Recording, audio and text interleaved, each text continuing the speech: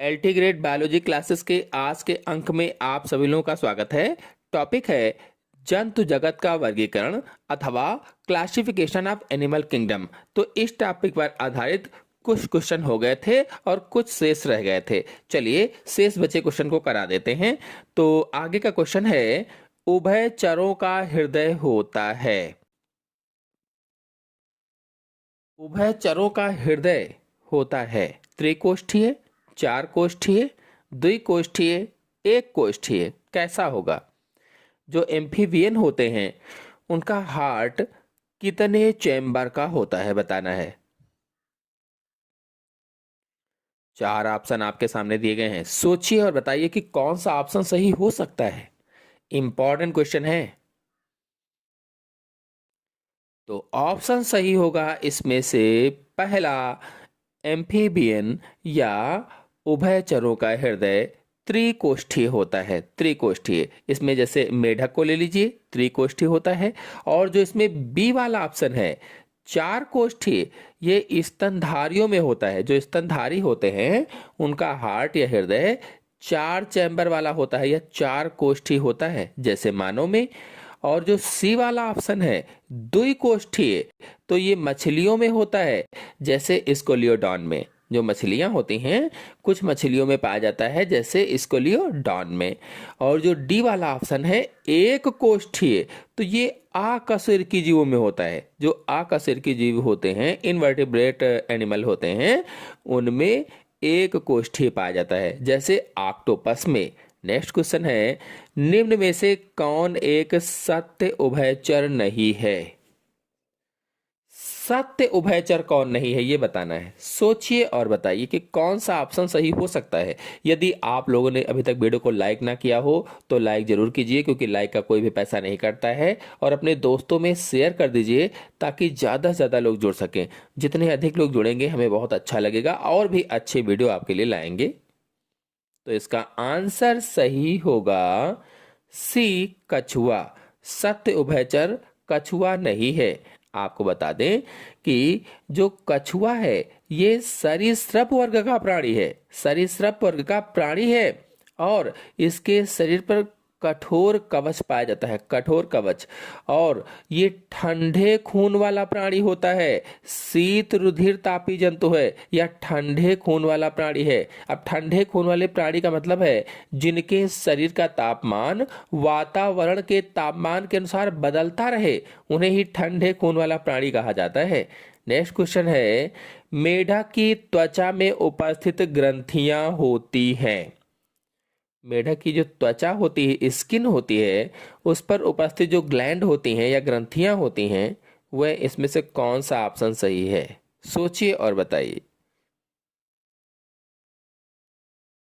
कौन सा सही हो सकता है। चार ऑप्शन आपके सामने दिए गए हैं। तो ऑप्शन सही होगा इसमें से डी, श्लेष्म तथा विष ग्रंथियां पाई जाती हैं। यानी मेढक की त्वचा में म्यूकस ग्रंथियां या श्लेष्म ग्रंथियां होती हैं, जो श्लेष्म का स्राव करती हैं या म्यूकस का स्राव करती हैं।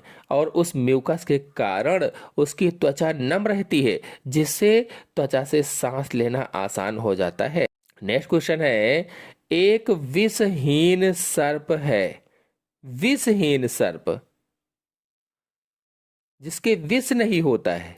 सोचिए और बताइए कि कौन सा ऑप्शन सही हो सकता है। विषहीन सर्प बताना है।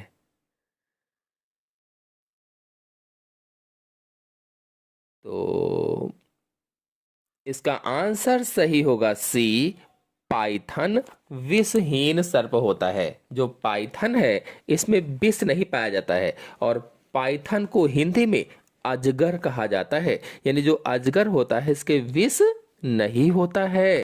और आपको बता दें, अजगर के अलावा और कौन कौन से सांप हैं जिनमें विष नहीं होता है? तो धामिन, बुल स्नेक आदि जो सांप होते हैं इनमें विष नहीं होता है। यानी अजगर, धामिन, बुल स्नेक ये सब विषहीन सर्प होते हैं।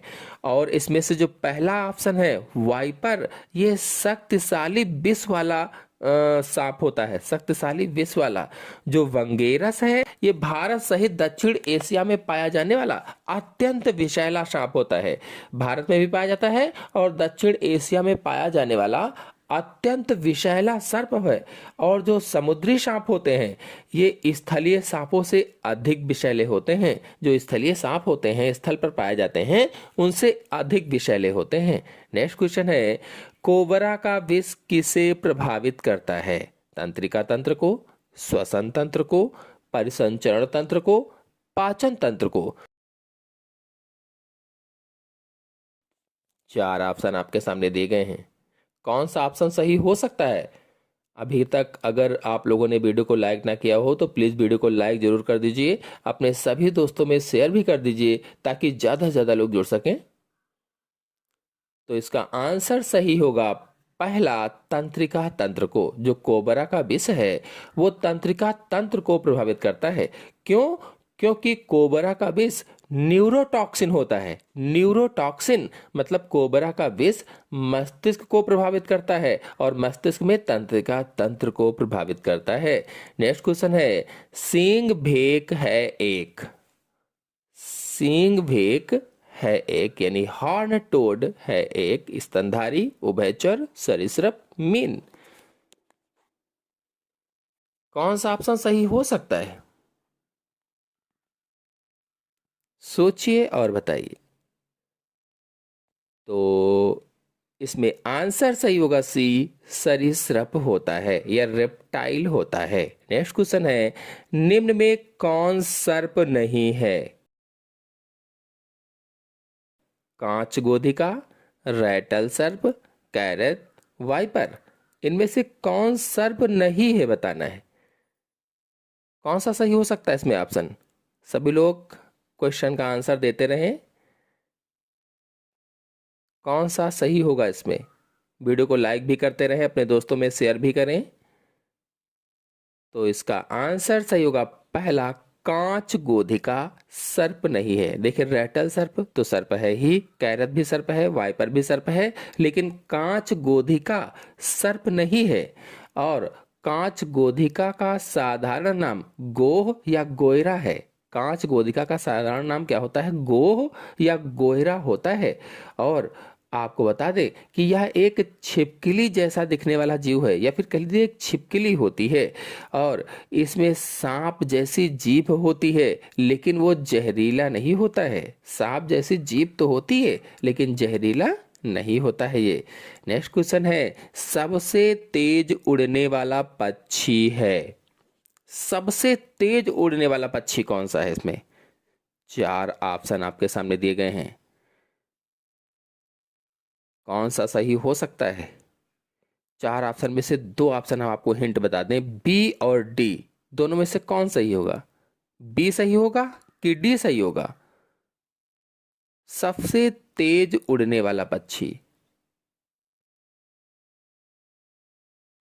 कौन सा हो सकता है इसमें ऑप्शन सही?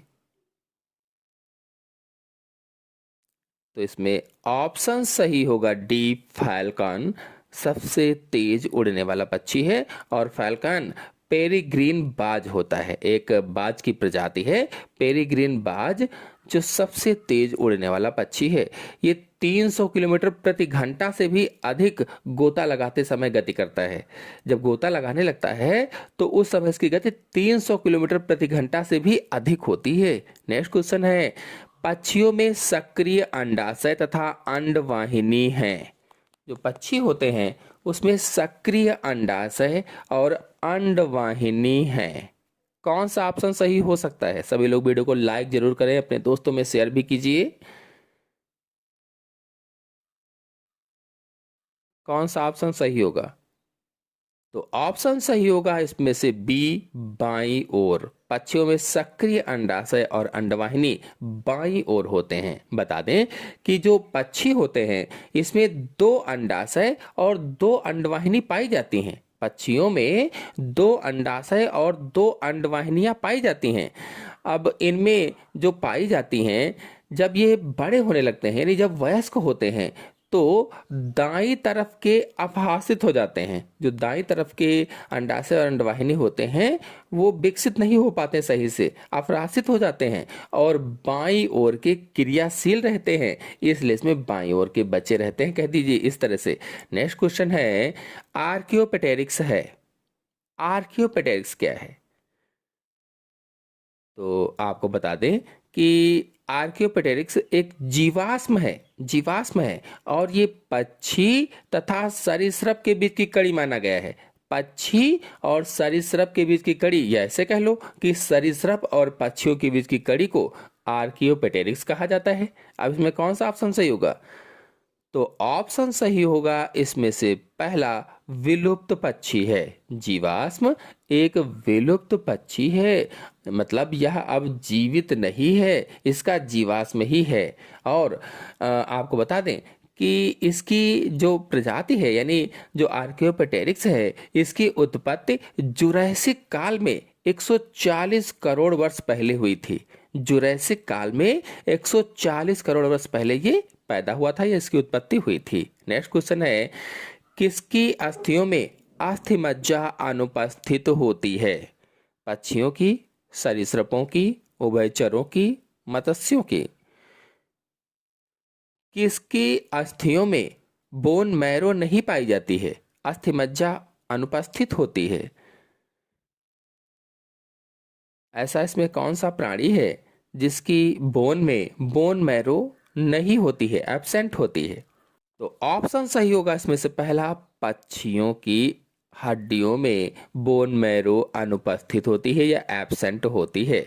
और आपको बता दें कि जो पक्षियों की हड्डियां होती हैं इनके अंदर वायु के रिक्त स्थान होते हैं, यानी पक्षियों की हड्डियां खोखली होती हैं, खोखली, और उसमें हवा भरी रहती है ताकि उड़ने में आसानी हो। नेक्स्ट क्वेश्चन है एक पक्षी जो दांतों के लिए जाना जाता है, ऐसा कौन सा पक्षी है जिसमें दांत पाए जाते हैं?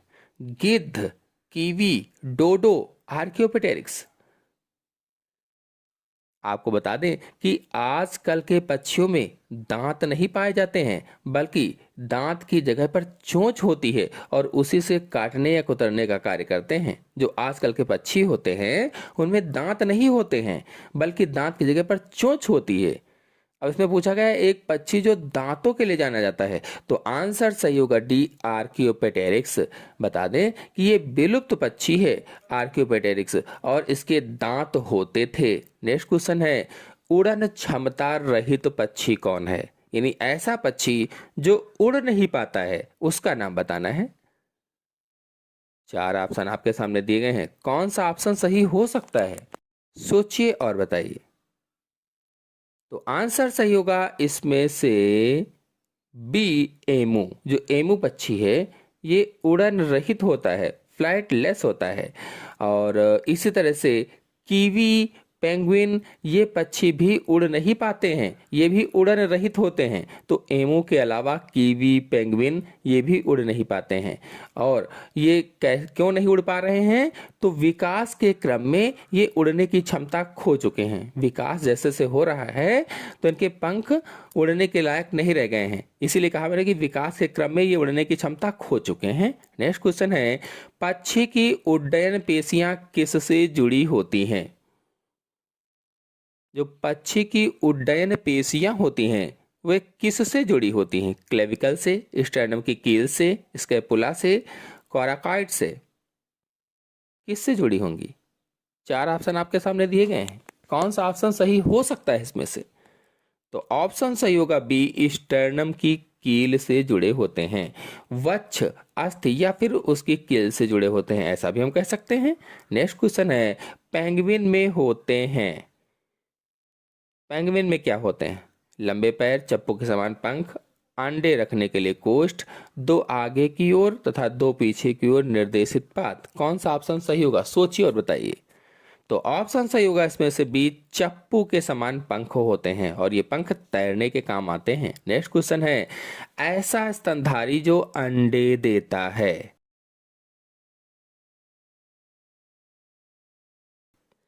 उस स्तनधारी का नाम बताना है जो अंडे देता है। आपको बता दें कि अधिकतर स्तनधारी बच्चे ही देते हैं, लेकिन यहाँ पूछा गया ऐसा स्तनधारी जो अंडे देता है, तो कौन सा ऑप्शन सही हो सकता है? सोचिए और बताइए। तो ऑप्शन सही होगा इसमें से बी, कांटेदार चींटी खोर। आपको बता दें कांटेदार जो चींटी खोर है ये ऑस्ट्रेलिया आदि में पाए जाते हैं। और आपको बता दें कि जो अंडे देने वाले स्तनधारी हैं ये प्लेटिपस, एकिडिना आदि होते हैं। नेक्स्ट क्वेश्चन है, कंगारू है।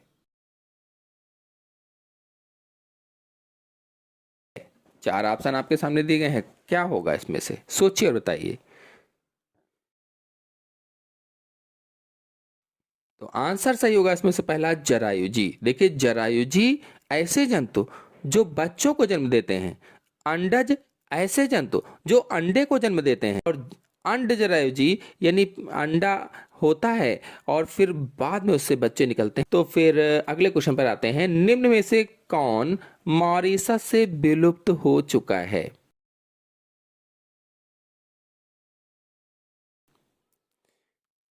शेर, डोडो, चीता, दो सींग वाला गैंडा। कौन मॉरिशस से विलुप्त हो चुका है, बताइए। ऑप्शन सही होगा इसमें से बी, डोडो पक्षी मॉरिशस का बड़ा उड़नहीन पक्षी है, यानी कि अब ये उड़ नहीं सकता है और ये विलुप्त हो चुका है। विलुप्त, ये लगभग 3 फीट लंबा है। जो डोडो पक्षी था ये 3 फीट लंबा था और इसका वजन लगभग 10 से 20 किलोग्राम का होता था। नेक्स्ट क्वेश्चन है, कृंतकों में होते हैं। कृंतकों में क्या होते हैं? रोडेंट्स में क्या होते हैं? सोचिए बताइए। ऑप्शन सही होगा सी, लंबे कृंतक। नेक्स्ट क्वेश्चन है, निम्न में से कौन सा कथन सत्य नहीं है? इनमें से कौन सा कथन सत्य नहीं है बताना है। चार ऑप्शन आपके सामने दिए गए हैं, सोचिए बताइए कि कौन सा कथन सत्य नहीं है।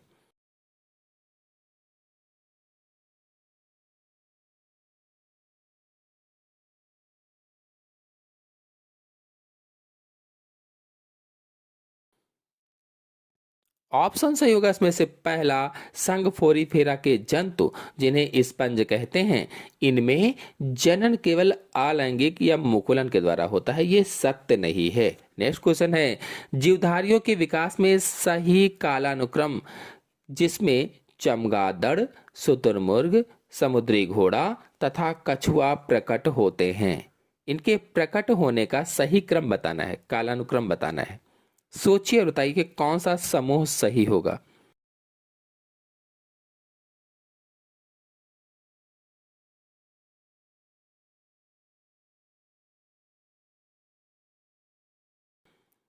ऑप्शन सही होगा इसमें से डी, समुद्री घोड़ा, कछुआ, शुतुरमुर्ग और चमगादड़। नेक्स्ट क्वेश्चन है, निम्न में से कौन सा कथन सही है? चार कथन आपके सामने दिए गए हैं, इनमें से कौन सा कथन सही है? सोचिए और बताइए।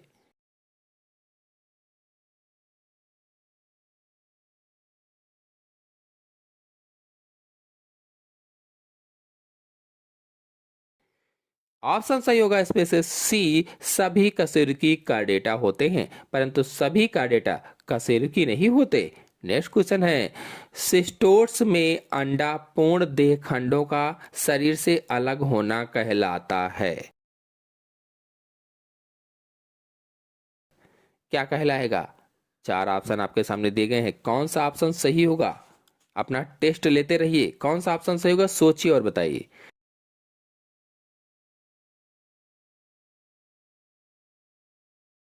ऑप्शन सही होगा पहला, प्रमोचन कहलाता है, प्रमोचन। नेक्स्ट क्वेश्चन है, टीनिया में उत्सर्जन के लिए कौन सी संरचनाएं होती हैं?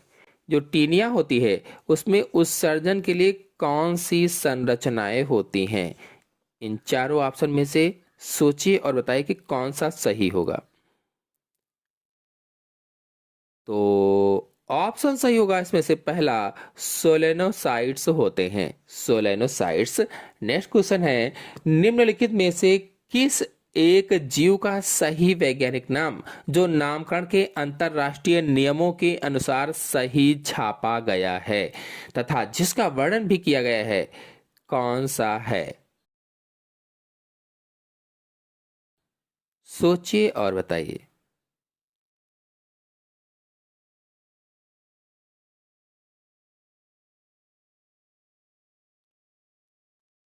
ऑप्शन सही होगा इसमें से बी, प्लाज्मोडियम फैल्सीपेरम। यह एक प्रोटोजोवन है, रोगजनक होता है, जिससे सर्वाधिक गंभीर प्रकार का मलेरिया रोग हो जाता है, प्लाज्मोडियम फैल्सीपेरम से।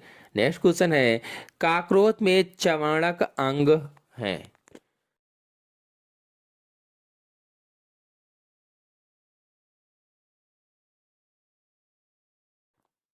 काकरोच जो होता है उसमें चवाणक अंग कौन से होते हैं?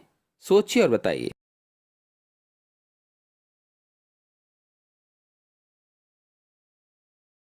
ऑप्शन सही होगा इसमें से सी, मैंडिबल होते हैं, मैंडिबल।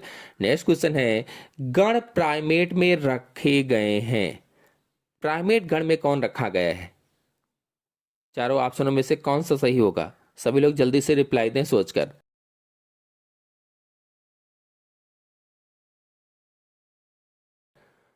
आंसर सही होगा सी, बंदर और मनुष्य रखे गए हैं।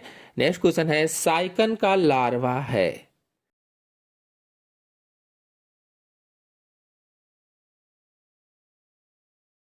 साइकन का लार्वा इसमें से कौन सा है?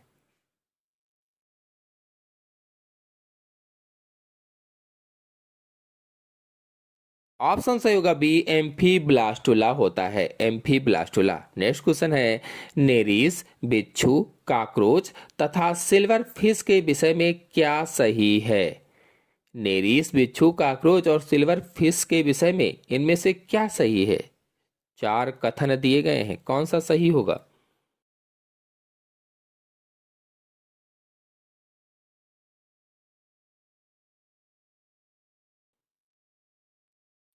ऑप्शन सही होगा इसमें से सी, इनमें से कोई भी जलीय नहीं है, एक भी जलीय नहीं है।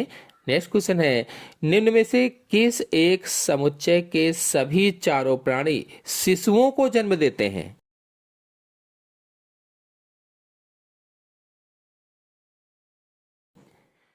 इनमें से कौन सा ऐसा समुच्चय, कौन सा समूह है जिसके चारों जंतु शिशुओं को यानी बच्चों को जन्म देते हैं?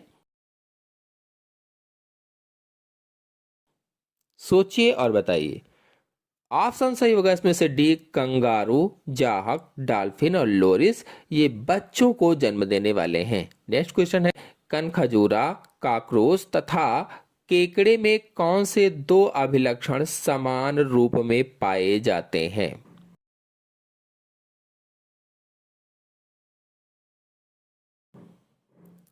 चार ऑप्शन आपके सामने दिए गए हैं, कौन सा ऑप्शन सही होगा? ऑप्शन सही होगा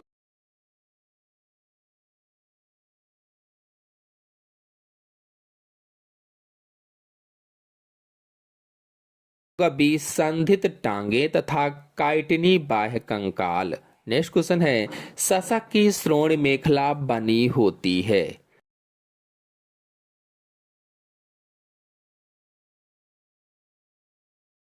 सशक की श्रोण मेखला किसकी बनी होती है? सोचिए और बताइए। ऑप्शन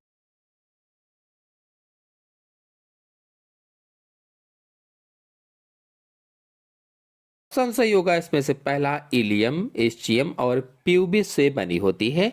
नेक्स्ट क्वेश्चन है, निम्न में से कौन सरीसृपों एवं पक्षियों के बीच की कड़ी है?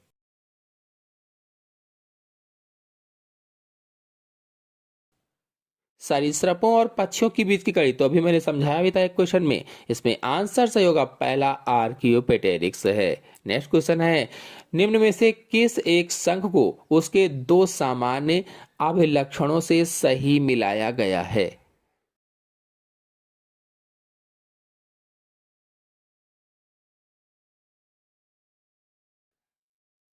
कौन सा ऑप्शन सही होगा? सोचकर सभी लोग बताएं।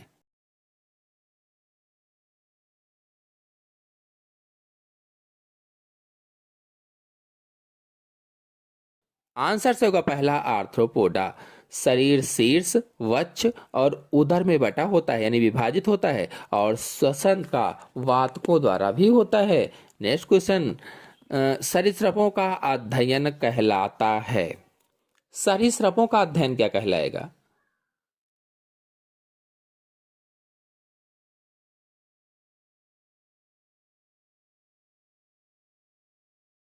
तो आंसर सही होगा इसमें से पहला, हर्पेटोलॉजी कहलाता है। आपको बता दें, हर्पेटोलॉजी जंतु विज्ञान की वह शाखा है जो सरीसृपों और उभयचर दोनों के अध्ययन से संबंधित है। और हर्पेटोलॉजी शब्द ग्रीक शब्द हर्पेटॉन से आया है, हर्पेटॉन से, जिसका अर्थ होता है रेंगने वाला या रेंगने वाला जीव। नेक्स्ट क्वेश्चन है, नोटोकार्ड की उपस्थिति के संबंध में निम्नलिखित में से कौन सा कथन पूर्णतः असत्य है जबकि अन्य तीन सत्य हैं?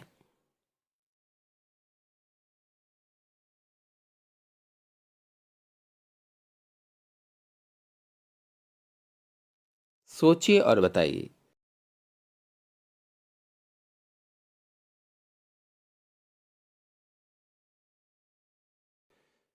ऑप्शन सही होगा इसमें से सी, मनुष्यों में यह प्रारंभिक अवस्था से लेकर जीवन पर्यंत अनुपस्थित रहती है। नेक्स्ट क्वेश्चन है, केंचुए द्वारा डेंड्राइट्स को छोटे कणों में तोड़ने की प्रक्रिया कहलाती है? क्या कहलाएगी? चार ऑप्शन आपके सामने दिए गए हैं, सोचिए और बताइए।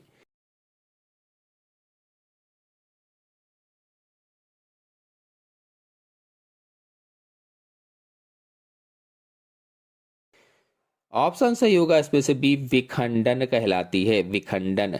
नेक्स्ट क्वेश्चन है, निम्नलिखित के लिंग की पहचान के लिए आप क्या देखेंगे? लिंग की पहचान के लिए क्या देखेंगे?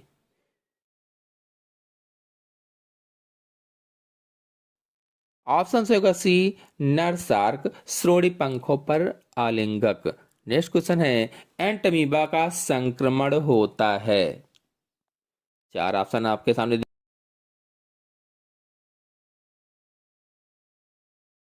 ऑप्शन सही होगा डी, चतुर्केंद्रकीय शिष्ट के द्वारा। नेक्स्ट क्वेश्चन है, निम्नलिखित में से किस लक्षण में मगरमच्छ तथा पेंगुइन, व्हेल और डॉगफिश के समान होते हैं?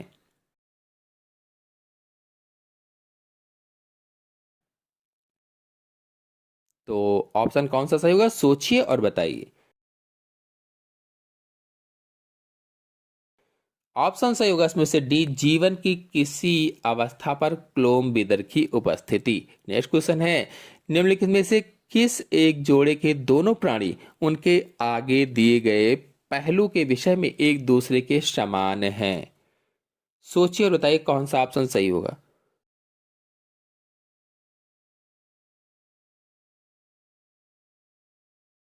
ऑप्शन सही होगा इसमें से डी, समुद्री घोड़ा तथा उड़न मछली शीत रुधिरीय या असमतापी। नेक्स्ट क्वेश्चन है, निम्नलिखित में से प्राणियों की वह कौन सी एक श्रेणी है जिसका बिना एक भी अपवाद के सही वर्णन किया गया है? सोचिए और बताइए कि कौन सा ऑप्शन सही होगा।